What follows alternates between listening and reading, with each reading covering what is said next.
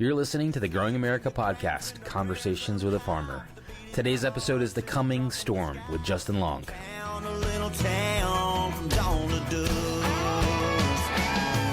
It's a 24/7, 365 labor of love and a way of life. It's rooted in our souls and flowing through our blood. We're growing America.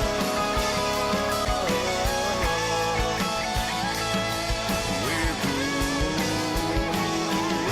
America. Hey y'all, Chad here. I'm sitting with a good friend of mine, Justin Long. Justin and I actually went to high school together back in the day. Justin, I'm not going to lie, I had no idea you were going to be so successful. I don't know about how successful I am, to be honest with you. We've known each other for a pretty little while. One of the main reasons I wanted to come see you today was to talk about kind of the current state of the economy for farmers. But I think we have to frame that in what we're sitting here looking out over, and that's a generational farm. This isn't something your mom and dad bought or you bought. No, my great grandfather came down here, and he bought up a lot of this land. You know, back then it was, the place down there that I live at, I want to say he gave just a couple dollars an acre for it, okay, which that was a lot of money back in, Depression era. His daddy before them came down here. I think they came from North Carolina is what my understanding is. They came down here and settled in this area. And, he, poor person, but he was rich in land, I guess you'd say. They lived pretty meager, which we all going to get back to living meager if we keep going the way we're going in life. It's a tough thought. We've had so much for so long. When you and I were young, the 80s, everybody was doing well. Mid-80s on, right? Yeah. Farmers took it in the early 80s, but those removed from the farm, like our family was, everything was great. 90s, life was good. Things have been good, but it does seem like there's a change happening. And is it a cyclical change, or is it just something different's going on? I hear people talk about the late 70s, early 80s. Some of those farmers, that put a lot of farmers out. Some farmers survived it. Some farmers remember it, but don't remember it well enough to I think, take precautions in what is coming. I think we forgot that, that the economic hardships that very well could happen is looking like it. Granted, we don't have those high interest rates that we had back in the 80s, but all the cost of inflation, every single input that we buy and purchase is up to go along with high interest. And it's going to be a recipe for disaster unless something changes. Well, you talk about inflation, right? The prices on the shelf when you go shopping. Yeah. Right, prices are way up. Most people, I think, would assume that if those prices are up at the grocery store, then your prices are up and you're making more money too. I wish it was. It'd be nice, wouldn't it? A lot of things have went up, and you got to pay if you're going to get it. And there's two main things, I guess. The main thing this past year, or this year, 2023, was what the cost of labor has went up to. And I know people have got to make a living wage, and I understand that. But the cost of labor is driving a lot of this stuff. And the cost of fertilizer is up right at 300% of what it was, 2 years ago. Pre-Ukraine war. I know they blame it on that. I think it's just a culmination of a lot of stuff. It's a culmination of the shutdown. It's a culmination of war. It's a culmination of so many things that's thrown together, and you question whether is this fictional or is there some truth behind it? Yeah. Because you question a lot of stuff because it's just I know I guess being a small person, far southwest Georgia, I know what's going on in the world, but I guess I don't fully comprehend what happens on the whole financial side of the world too. Yeah. Okay, trade agreements and this and that, but just a lot of money out there just costing everybody to live and do what we have to do. Something that always gets me is when you see prices change and you see things moving or shooting way up. Nothing in the world's really changed. everything's the same except for some group of people's opinions on things about how things should be different. The same amount of fertilizer is still out there that was out there before, right? Yeah. I mean, that's not any different, but for some reason there's a shortage and there's higher prices. I'd put it this way. They claim there's a shortage here and a shortage here. I have not been able. The only shortage I have seen is on certain, and that was 2 years ago, was certain size tires of tractors. Whereas you could snap your fingers, you could have a tire in a day or 2 days. It was taking a week, 10 days out. That was specialty tires. And I can understand that. But input-wise, fertilizer-wise, I've never been told we don't have that. I've never been told that it might be a week before you get your diesel. It might be a week before we can get you that load of 28% nitrogen. That ain't been the case. It's been there. Now some of your seed varieties have been. There's been a backlog on them because of supposedly labor issues getting it harvested. A lot of stuff, vegetable-wise, is hand harvested sometimes. But everything else hadn't been. No, can't get it. You can get it. So anything we talked about would probably be speculation, right? Because there's no way we can find out the truth behind all that. When you've decreased your and not to throw off, because I know that's the way we was taught in economics is you got to vertically integrate, you got to get bigger, you got to get bigger, you got to get bigger. When you only got a handful of companies that's handling the imports of fertilizer, I'm not saying they are, but I mean they could very well manipulate where there's a price and supply deal. But like I said, I've heard of nobody that couldn't get it. Now some of us, you cut back, you say, okay, I've been just for instance, it's just rough things. Say, I've been growing this X amount of crop with 150 pounds of nitrogen.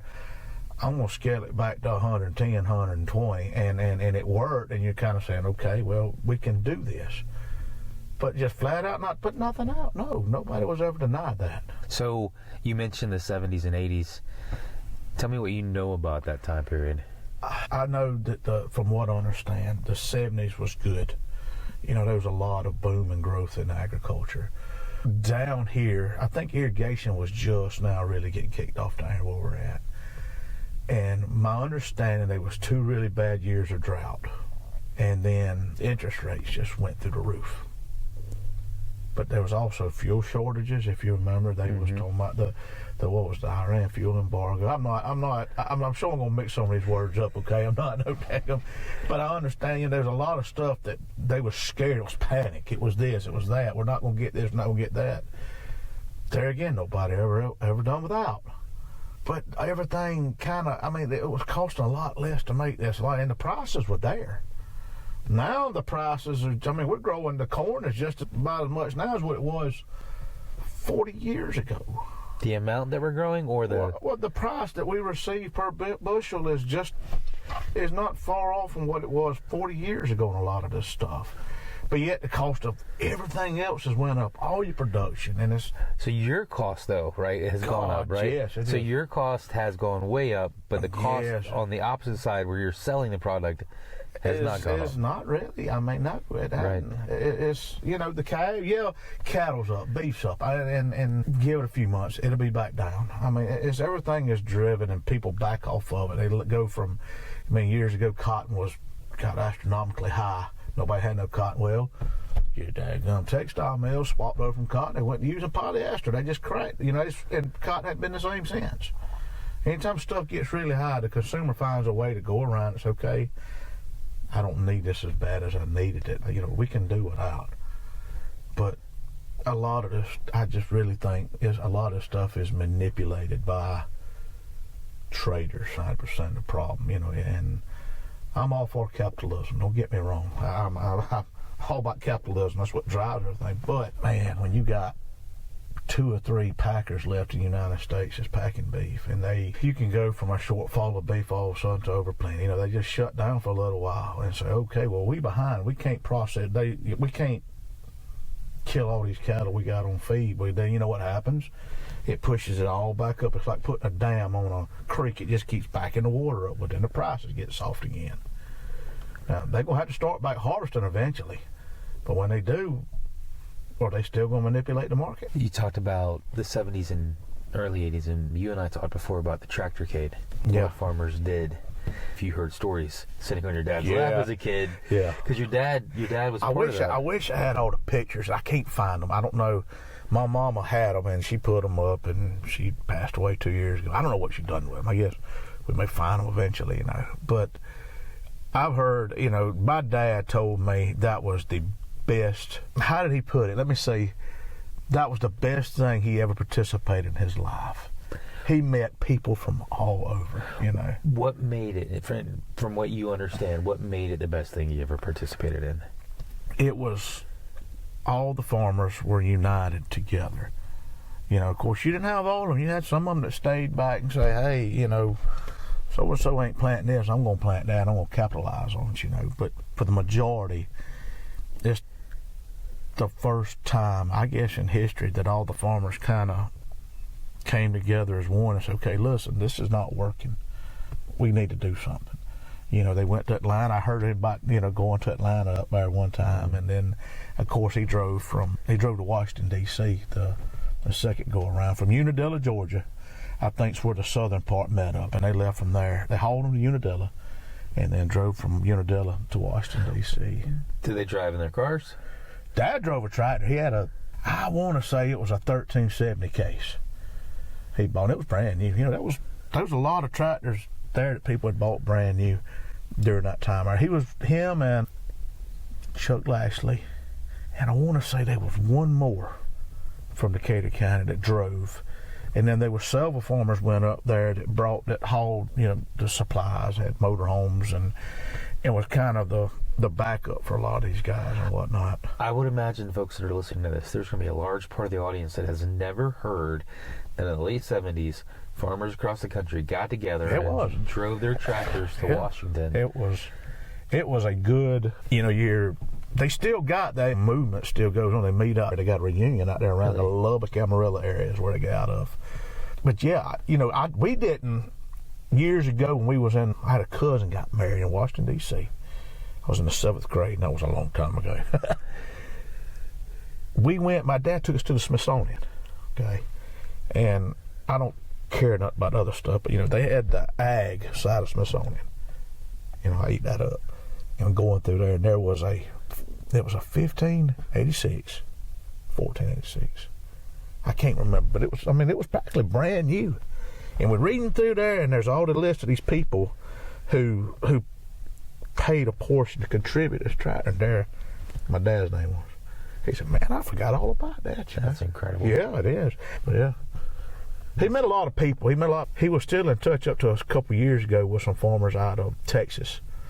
And they had the same last name as we do. They wasn't no kin, but it was just odd. Farmers got together back then to try to move the market, right? Yeah, to get support to try to get some, from the president. You know, I think Jimmy Carter was a good man in his own essence, but he was a terrible president from what I understand. You know, I think he was a good God-fearing Christian man, just the president side of it was not his forte. And he kind of crashed American. For what I know now, I wasn't there I was only, a year, 2 years old. Yeah. I wasn't a whole heck of a lot older. You're not the first farmer that I've heard say that. Like, I've heard older farmers, and they lay all the blame at his feet for what happened to the farmer during that period. I don't know. I'm sure it wasn't all him. I'm sure he was he the one poking the fire? He might have been. He might have been throwing the wood on the fire that was already going. Yeah. But you know, nowadays, given what I see in the political ring, from the local government to state government to national government, I wonder sometimes how much of the public's best interest any of them have when it comes to it. And it don't matter. You take somebody that you've known your whole life, and they get into one of those positions, and you got to question, what are they really thinking? Who's it for? Is it for them, or is it for us? And that's one of those things you'll never know. Like, no, you don't know if there's a real shortage, right, of fertilizer. You're just being fed what's told to you. Yeah, and there's no way to prove it. So I think you got to keep the best, most positive outlook you can, right? You know, I don't get out much. I stay here. I mean, this is my livelihood. I drive down the road to my house, which is less than a half a mile, and I drive here every day. I don't go anywhere. But I ate lunch with a fellow farmer of mine and a chemical salesman. And the chemical salesman does not have a very bright look for next year at all. For chemical sales or for farmers? Well, for their side of, because, you know, they do a lot of in-house financing and all. Yeah. And he said it's plumb scary. They're scared to death on their end. That, you know, when they do in-house financing, most of the time, they don't, the secured note they have is that crop. They don't have land. They don't have all that. So they're nervous. You know, the farmer I was talking to, he said, Justin, he said, you know, and I've known this guy for a long time, over 25 years. And he says, Justin, he says, it's nowhere near as fun as it used to be. I said, no, it ain't, dude. It ain't fun. And I know that comes with getting older. You get older, you get more responsibilities. You create more debt. You have more on your mind, but it's not. And I've heard, you know, I heard the older generation years ago, a lot of them quit. It ain't as fun as it used to be. And I said, man, damn, I'm having the time of my life. It's fun, you know. And it was. And it's still fun in an instance, but when it gets to that point, Chad, it starts messing with you, the way you act towards people. You know, you quit being a happy person sometimes. You just become a grump. Yeah. You know, and it's. I try to stay positive. I do now. I've always been a positive person, but now 2023 has been a really hard year in some instances to stay positive when it feels like you're swimming with blocks on your feet. Yeah, I don't want to take you or this conversation further down that negative road, but you talked about the people that are scared of 24. I mean, what is the word? From what I hear, it's not going to be a pretty year. That doesn't mean things can't change, right? No, it's not. And I've just read today where, you know, the Feds have dropped interest rates a little bit. That's good. Is it enough to make a difference? Well, if you borrowed several $100,000 a year, which that's nothing. You know, these guys borrowed $1 million, $2 million, but that's a nice little change. But man, if the rest of these inputs don't come down, we are in tough shape. You know, the Farm Bill, I realize they've extended the Farm Bill for another year, which was bad. If current commodities stay where they're at, if current inputs stay where they're at, that is bad. And I know that everybody say, well, you know, that's welfare. And well, it is. I mean, it's subsidizing. But it's also keeping them people in business. Now, you know, if the Farm Bill would have failed, so suppose we go back to parity, which is your food would have been so outpriced if they went to that you couldn't even afford to eat. I mean, you would have went from, and I don't know what it is now, but you know, pre-inflation wise, roughly 13 to 14% of your average income went to food purchase. I'm sure it's probably closer to 20% now.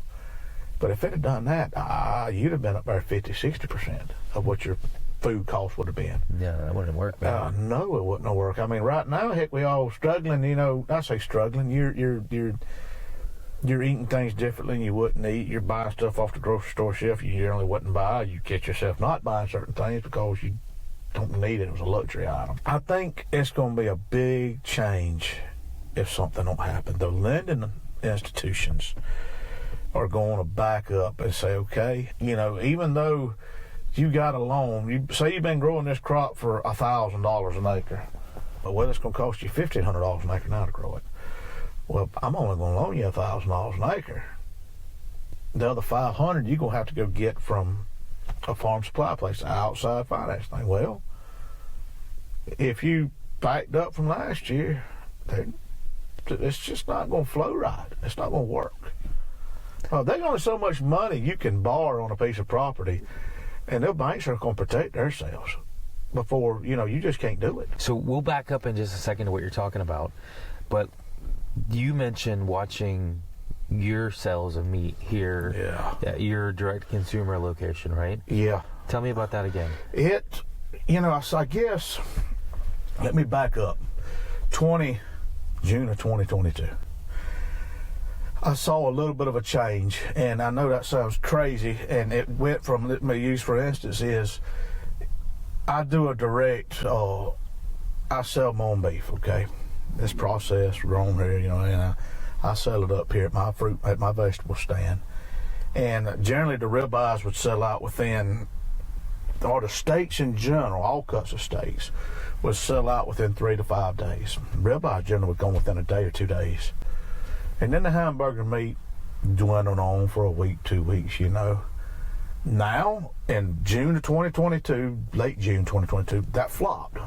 The hamburger meat was selling out in 3, 4, 5 days, which, you know, half. And then the steaks would sit there and they would drag on a little bit longer. You know, what caused it? I don't know. I think, you know, people started feeling a little bit of pinch, and not a bad pinch, but just a little bit of a pinch. Fast forward to this year, we had a really good spring, and it was clicking on along there. You know, we still had the whole flip with the hamburger meat going quick, the steak staying late. Everything was, we just got used to that. We just flopped our stuff around and done a little different. Closed down, we opened back up in September. It was a little slow, not bad slow, but a little slow. But as we progressed on into October, November, it got slower, money-wise. The beef wasn't moving, the sweet corn wasn't moving, a lot of our stuff wasn't moving, and I just think people were either realizing maybe this economic situation that they're in, that we're in, we're all in together, is not getting any better, or B, they're saving up for Christmas. And talking to some of these people at these stores and all, I don't think they were really saving up for Christmas. No. I've heard more people about, you know, I sell stuff to local restaurants, and they're good people and all that, and I thought, well, maybe, you know, I asked my wife, so what are we doing wrong here? I mean, you know, we've been the same, we haven't increased, you know, stuff's just not moving, and the restaurant people there getting a little stuff, you know, and not talking to them, their sales have been off since September. I said, well, maybe I'm not quite a business person as I thought I was. I know I'm not the greatest, but I mean, maybe other people's in the same boat. And as I talk to these other people throughout the community, their sales are down. And help, you know, labor situation. They can't get labor, but I don't know, Chad. I know everybody's got to make a living, but now something's going to have to change around here if everybody's going. There's gonna be a lot of restaurants. You're finding out right now what you can and you can't do without right this minute, and yet there's still a little bit of luxury stuff we still are able to go purchase and do. But that luxury stuff is getting less and less, and all I can ever think about is you see those old Western movies back in the Depression age and all that, where they went to the store, you know, and I know this is a movie, okay? I don't know what the Depression era, I mean, I've read books, and they, you know, they bought the necessities, the flour, the coffee, the sugar, the necessities. And then you'd have the kid ask, can I get a piece of candy? Now, that little piece of candy on TV, we think, what, but a penny. And you say, well, golly, that's a penny. Well, that was a good bit of money back then. And you fast forward it to now. I'm not saying we're in Depression era yet, but there's a lot of things that me and my wife have found out that we can do without. Yep. To me, that's one of the scary things is we watch a lot of the Waltons and Little House on the Prairie with our kids, right? Yeah, they enjoy it, and it's safe for them to watch for the most part, and we can just sit there and let it play. And so you see that and you're like, okay, they made good choices. And as a country and as people who are well off compared to the rest of the world, we're used to having abundance. When you want it. Yeah.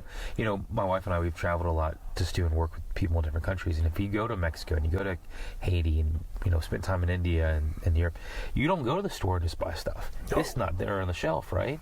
It's just not there. And then you come home, you're like, man, this is so nice. You walk in and every shelf is stocked. And then during the pandemic, you started seeing some empty spots on the shelves. Yeah. You're like, wait a second, that's weird. And things have come back, right? But they haven't completely come back. No, there's still some stuff on there. You go in these grocery stores and you don't realize it, because and then you walk by and you go, man, there used to be something right there. Yeah. You know, something, and you wouldn't buy it every night, but you'd buy it every now and then to eat or something like that. You know, where's that at? You know, you was talking about that. My right-hand man is from Mexico, and I love him to death. He's a good guy. And he tells me about growing up in Mexico. And when he first came here, I go, do you eat hot dogs? No. I said, why not? He said, they was too expensive in Mexico. I said, what do you mean too expensive? I mean, that's like the cheapest thing you can eat up here. He goes, we never had. He said, you know, well, we had was a tortilla, and he said most of the time it was a roasted pepper, and that was a sandwich. That was our meal. He said, we don't have all this stuff in Mexico.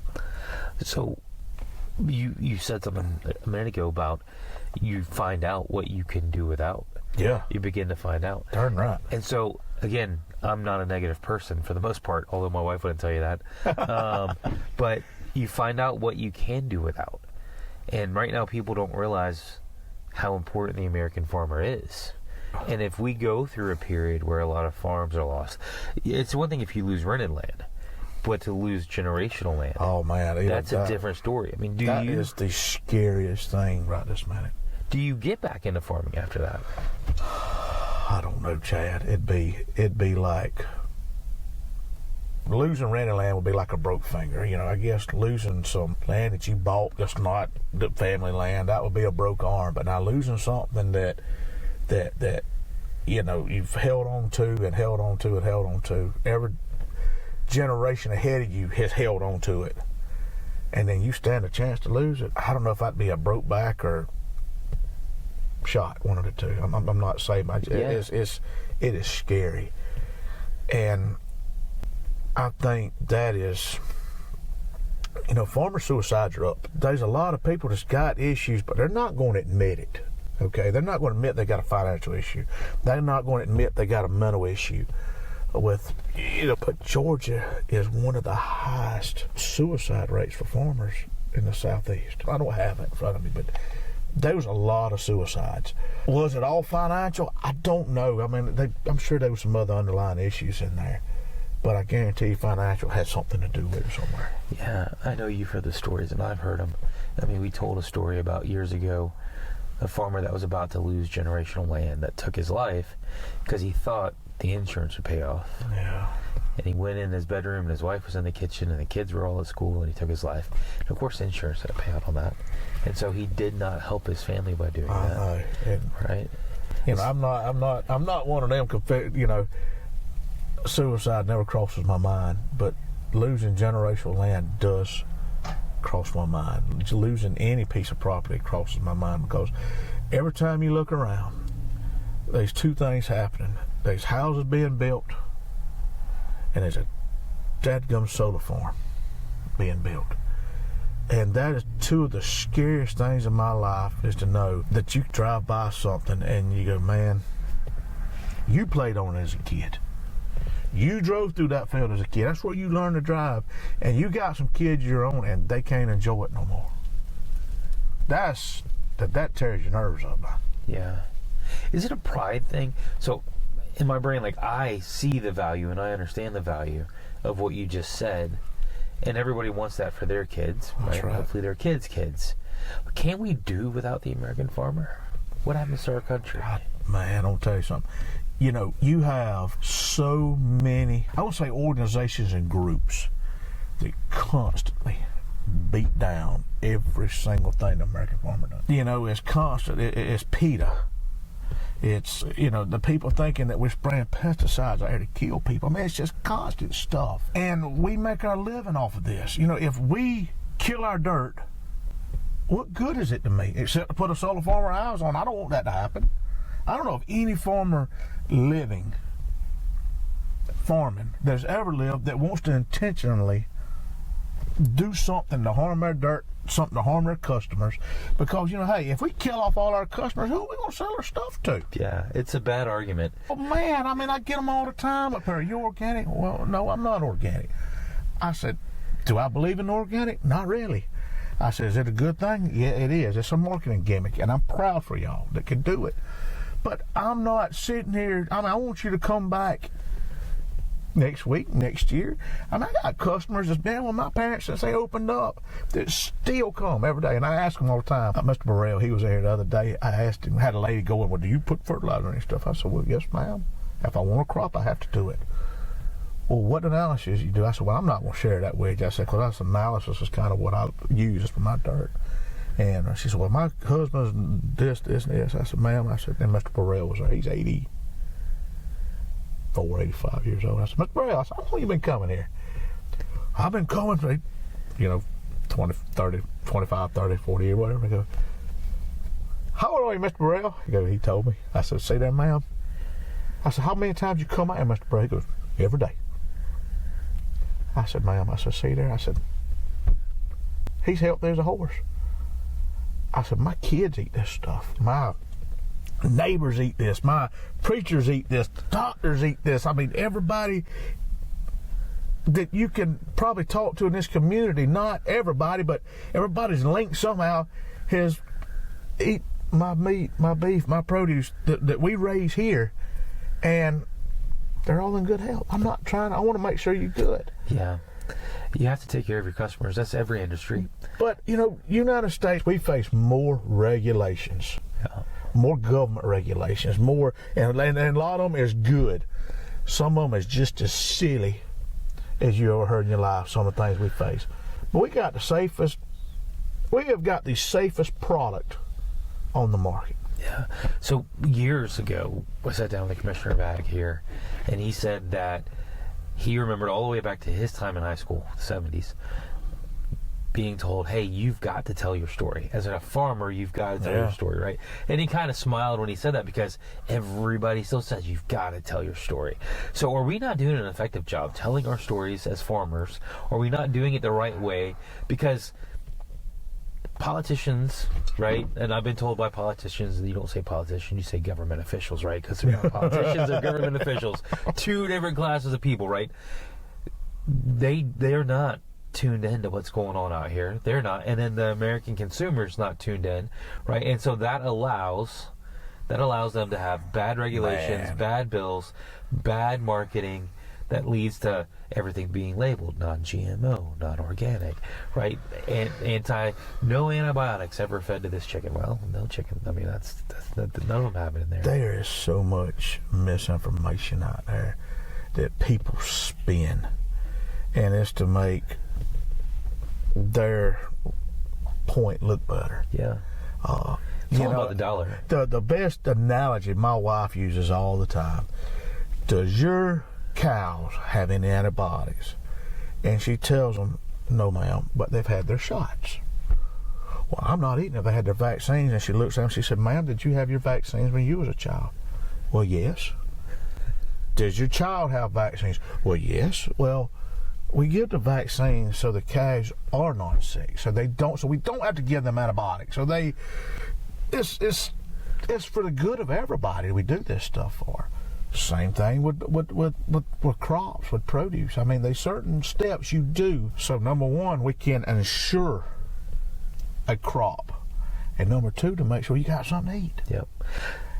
So you probably know this, the dairy industry is like every other industry. Man. If they're taking a hard hit, but if the person coming to pick up the milk, when they test the milk, right before they put it in their tanker and drive off, if it has any trace of antibiotics in it, they dump it. They dump that entire tanker load on the ground at the dairy, and it's just gone. That's right. So it will not leave that dairy. There's just the most minute trace of antibiotics in it. That's right. So one cow had antibiotics. It shows up in that tanker load. Man, how many gallons of milk is that in that thing? Oh gosh, what are those I don't things? know. It probably, I'm gonna guess 4,500 to 5,000. I was thinking 4,500, 5,000 roughly. gallons, just gone because of a small trace. Right. So they don't want to mess up their sales. No you know what one I mean? does. I mean, that is bad when they have to do that. If they have to, I'm sure a mistake will happen. Somebody will give a calf a shot, a cow shot, but man, do you think they want to do that, lose money? And all these people, no antibiotics, no this, no that. Well, that's all milk. It don't matter what it is. It's just like if antibiotics on chickens or pork or beef, there's a window right there that, some of them 60 days, some 70 days, some 90 days pre-harvest. You don't give them a shot. And the government has pretty much oversaw, they've taken just about any kind of antibiotic off the shelf now, to where now we have to go get a vet script to give just about anything. Let's talk for a minute more about what we're seeing for 24. We need government officials to understand what's going on in agriculture. We need the American consumer to understand what's going on in agriculture. That farmers, they're struggling. They care about the consumer. They care about their land. Their kids eat off of their land, right? Turn right. They're not trying to kill anybody. They're trying their best to feed America. Let's not talk about the rest of the world. Let's just say feed America, right? That's right. Feed our population, right? And so they need to know these things. So what is the outlook that you're hearing? What's happening in 24? I've talked to several farmers. Say, look, we're just cutting back. And I don't know if they're cutting back because they have to, because they can't borrow enough money to do this. Or if they cut back, I've cut back. I'm backing up. I'm going, okay, I'm going to take what I got and I'm going to do a better job of what I got. More intense, more just a better management thing altogether. And until I can manage that, I don't want no more. I want what I got. I'm hearing a lot of people cutting back. I don't know. I think there's still a lot of people still up in arms about what they're going to do, what they're going to plant. Now, you got some that's still going to plant the cotton. They're still going to plant the peanuts. They're still going to plant the corn because they got stock in this shelling plant. These have got stock in this cotton gin. They got equipment bought to do certain things, specialty equipment. But I think they're still all up in arms about what they're going to do, how they're going to do it. You look at the futures right now, none of the markets look good. Cotton's cheap, corn's cheap, beans cheap. And if you figure in all the markets, the inputs that's right now, what we've got right now in 2023, and nobody's telling you, well, that's going, we're going to half our seed this year. We're going to half our fertilizer. Everything will come back down 50%. You don't know what to do, what to plan for. Some of them just bullheaded. We're going to go ahead. We're going to do it this way. I've been doing it like this for years. We're going to go on ahead with it. And that's fine if you got a long enough shirt tail. That's great. But I think them shirt tails have gotten cut really short in the last 2 years, 3 especially, has got cut short. And it wasn't the fact, some of it was weather related. I mean, we was hot, we was dry down here in southwest Georgia. There was wind.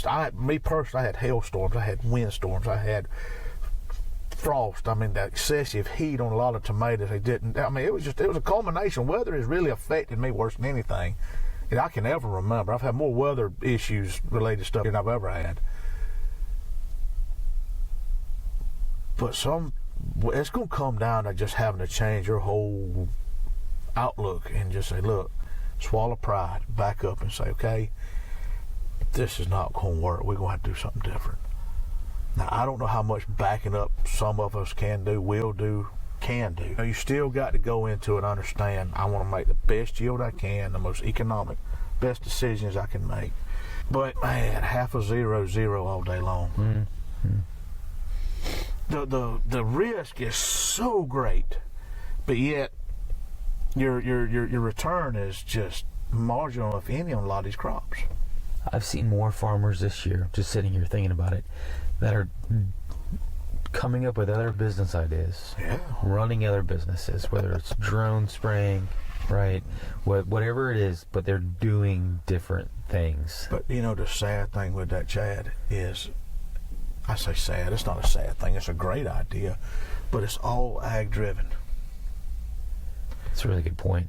And if ag crashes, if so and so goes out, or so and so does this, so and so does that, what good is those spreader trucks? What good is those drones? What good, me personally, right this minute on my equipment, I'm learning. I used to laugh at my damn daddy and my granddaddy about some of the stuff they come up with to make a piece of equipment run. I'm doing it because the cost of parts, the cost of this, cost of that. Man, I go through I try to find something that'll work to get me by for right now, and I know that's going to catch me. But all that stuff is driven by ag. I thought the other day, what if push come to shove, if I had to go get a job 2 or 3 days a week, what would I do? I sit there and I think. I said, I don't know, I ain't good at nothing. I don't know what I'm good at. Heck, I can't. I don't have the charisma to be a greeter at Walmart. I couldn't sell insurance very well because I don't know what I do. I guess I guess I can go work for a farm supply and drive a spreader truck or do whatever, and I think, but if they don't have business, what am I going to do? What are you going to do? But I wouldn't be happy doing it. I think about it every day. Yeah, I come up here at, this time of year, I'm a little sorry. I don't get up here about 7:30, 7:45. And I go home at 5:30, 5:45. But during the summer, I'm up here at daylight. I go home at dark. I wouldn't know what to do with extra time. I don't know what I'd do. I probably would fish. Might would come up with a hobby besides this. But I wouldn't be happy. So I know they say you gotta be happy and make money, and you do. I mean, happiness has a lot to do with your job. But you can't be happy or starve to death either.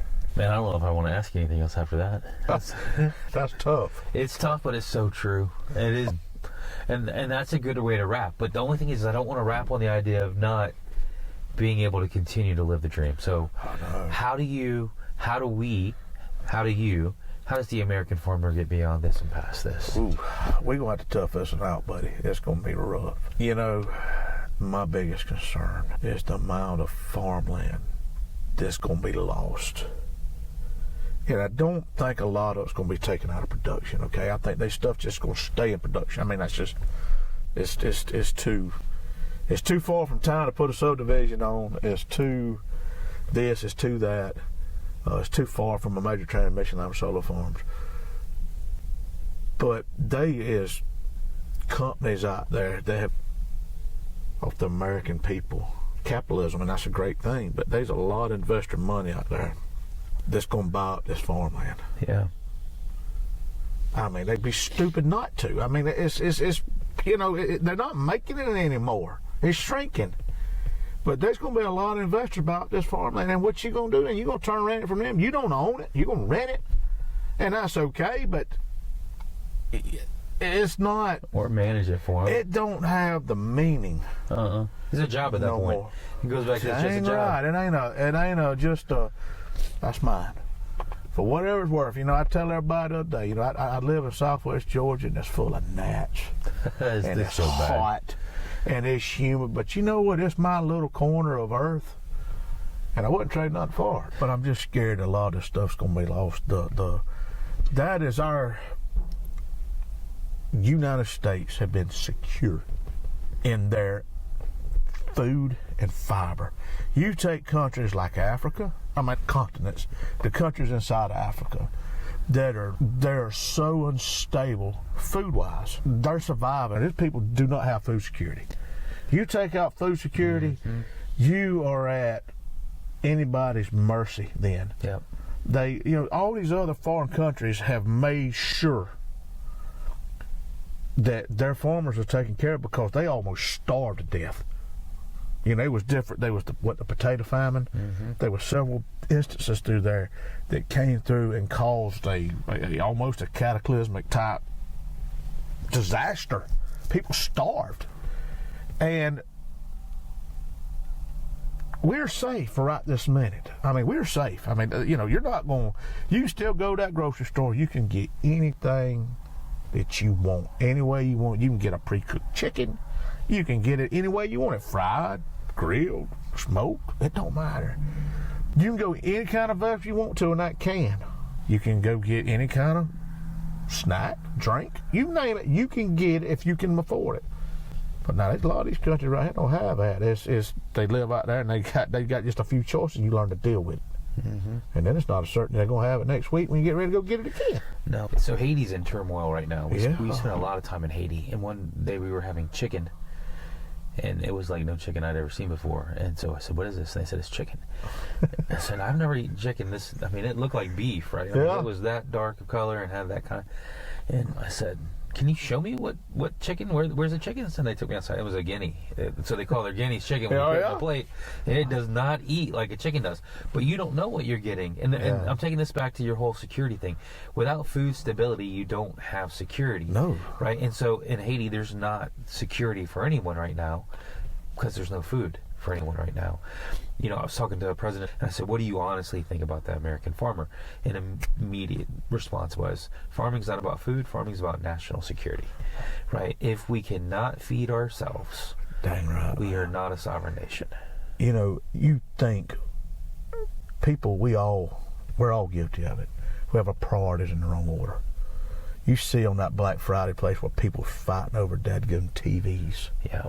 And this and that. And that TV is on that wall. You can't eat that daggum TV. Nope. You can watch that TV. You can't eat it. Now imagine if you was having a fight over something to eat. Yeah. When your ration card come up.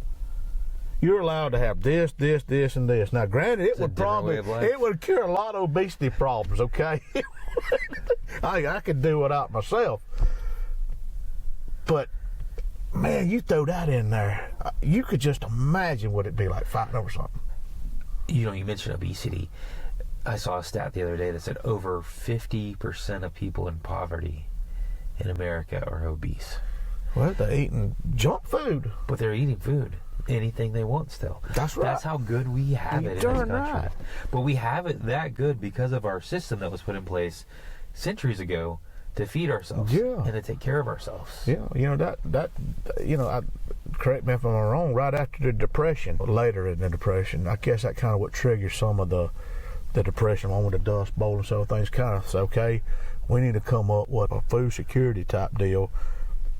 The FSA, Office Farm Subsidy type deal, was kind of into play then. I don't know if that's what triggered it, but I mean, reading book, was it Roosevelt was the president when he implemented, you know, conservation back in, planting treeways to stop and all that. It was just a whole lot of stuff. And you know, the people in New York was affected by that from the daggum sandstorms that was way out there in the heart of the United States. Started out there in what's the name of it? Boise City out of Oklahoma, kind of where it started, that little old, this was a rough looking place, but anyhow, they would get sandstorms. They were being affected from New York from that sandstorms. That was back in the early 1900s. How you would that's going to affect us? I mean, you've got a population that's I don't know how many times larger than what we were in 1911, 12, 13, but it is huge compared to that. And them people out there were on the, you know, that was back when everybody in the Depression era, you had a ration card, am I correct? Yeah. I mean, you was allowed this, this, this, and this, and, you know, because it was a food shortage. Now, that was a Mother Nature caused thing along with a somewhat of economic.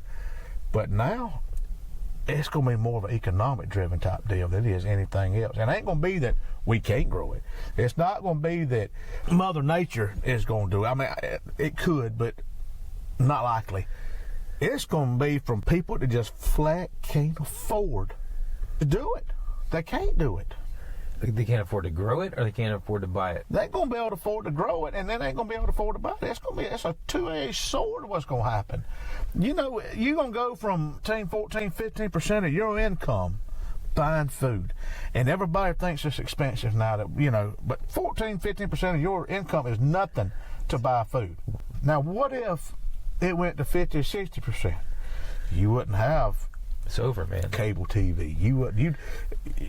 You cut out a lot of stuff that you got comfortable to, because you're not going to do without something to eat. You're back to what we talked about earlier. I'm not going to have, you know what I won't have? I won't have, me personally, right now, I don't have any dental health insurance. I have no health insurance. Okay? I'm praying to goodness I try to act more my age now and stuff like a youngin' like he used to act. I don't do, which I can't. I can't move and do the stupid stuff I used to do. All right, but I can't afford nothing because I can't afford a accident because I can't afford to go see about it. But I've had to cut a lot of that stuff out because I still got taxes to pay. I still got to buy food to eat. We cut out all our extra internet. We got internet because we have to as a business. I guess one day I don't have to have that, but I mean, it's just about now in today's world, if you got to have internet to function. But DirecTV, out the door. You don't need it, man. We do it out. She got Netflix, and we watched that, and it took me a while. I can't watch my favorite Law and Order episodes no more, NCIS and stuff like that. I've had to do it out the things that we thought was necessary. I go once a year over to my physical. I pay cash. That's all, that's all I can afford. I say I can afford. I guess I could afford it, but I'd have to give up something else. I don't know what else I could give up. I guess I'd cut back on eating maybe a little bit. Are you telling me the American farmer's just not loaded down with money and rich and living the good life, Justin? I think some of them are that's done good with their investments, that's made investments in other aspects, that's bought real estate maybe along the coast, beachfront property, that's made some real estate, different things. But a lot of farmers, my dad always used this, they're asset rich, but they're cash poor. But when you're having to use your assets for liability reasons, having to borrow the money against your assets, and you lose money on that asset every year, it goes from being an asset to a liability. If you got a $500,000 piece of property, they'll loan you 60, 70, somebody's only 80% of what it's worth. Once you get past that 80% mark, they're not going to loan you no more money. And if you ever mess up, they're going to call that note due. You can't pay it because you have just sat here and tried. You have took your shovel, you have dug your hole a little deeper, and some years you covered up, you just keep on digging, keep digging. Next thing you know, you can't see out the top of the hole. How do we fix it? Chad, I don't know. I guess I don't know how you fix it. I have a lot of, and sometimes I lose it.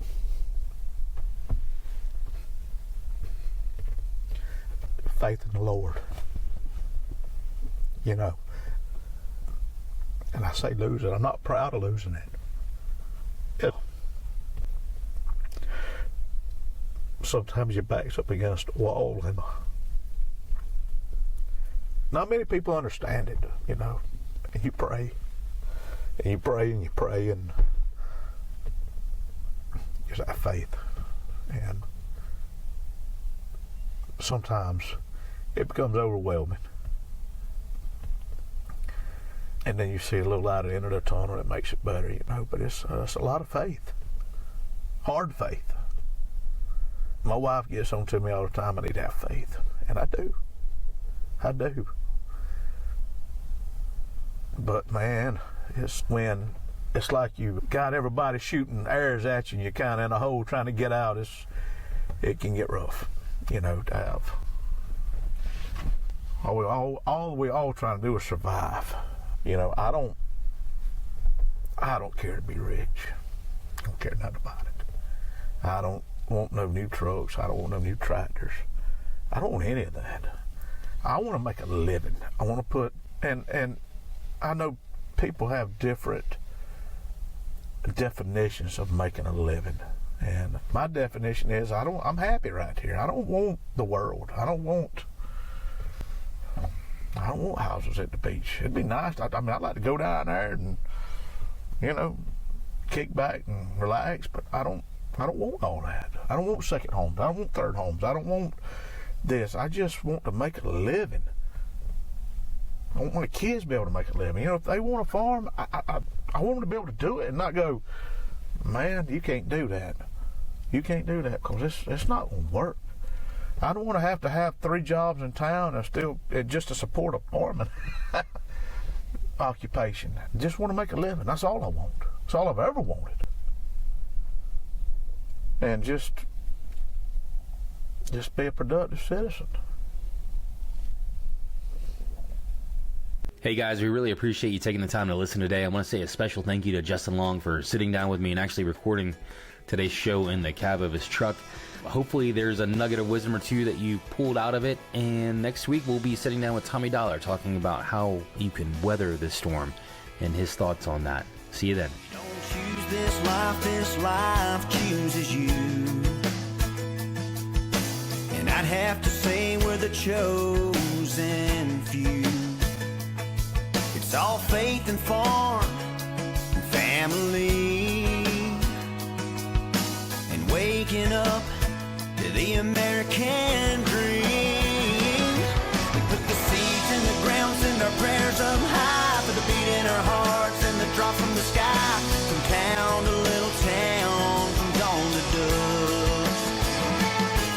It's a 24/7